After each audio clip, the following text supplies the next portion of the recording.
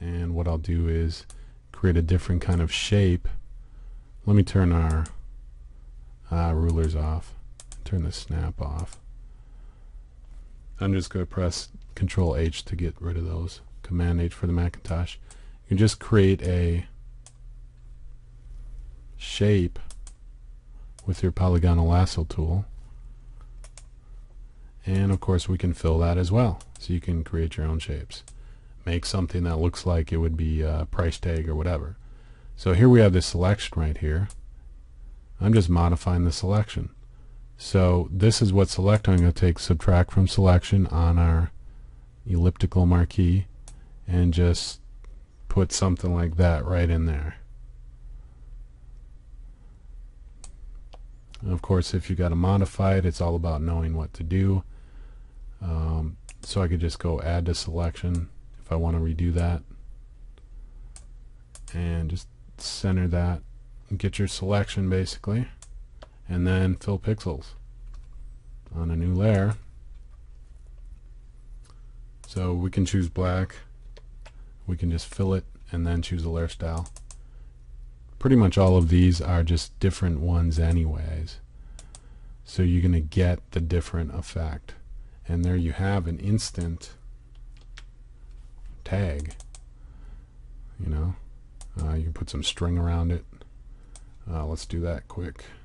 So I'm just going to make a new layer, find something that would look good as string. Of course we can modify it, and just get a small brush, get a little bit smaller, and you want to be aware of what layer you're actually on. We create a new layer, and so I can just go ahead and there you go. You get the idea.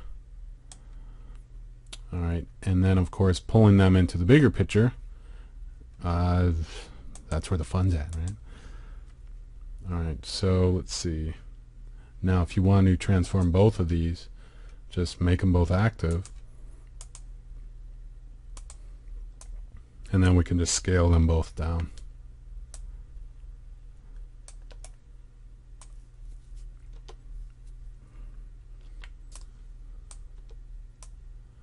Alright, and of course you can do things, you can add type layers. Just call this gift. We can make this a part of this permanently if we want. Put a little layer style on this one. Let's make it a little bit bigger. You usually want to retain your ability to transform things, so always create a backup of the layer that matters. Alright, then we can hide that. That's what I usually do. But you can go ahead and merge these together if you want, then just pull them into another image. So we can take all these, press Shift, select them, Control or Command E, and it merges them all together. So then we can just bring this into another image, such as our holiday. Okay, where do we go? So we have this layer as a tag, little fun gift thing, and then you can do all kinds of things. I think you're starting to get the idea. So how I made the chocolates, that was the same thing, just creating the shape and then doing layer styles. So we can take these photo frames quick here and just put a picture behind them just to show you, so you can see visually right now. Maybe change the angle a little, and then we can just find a picture,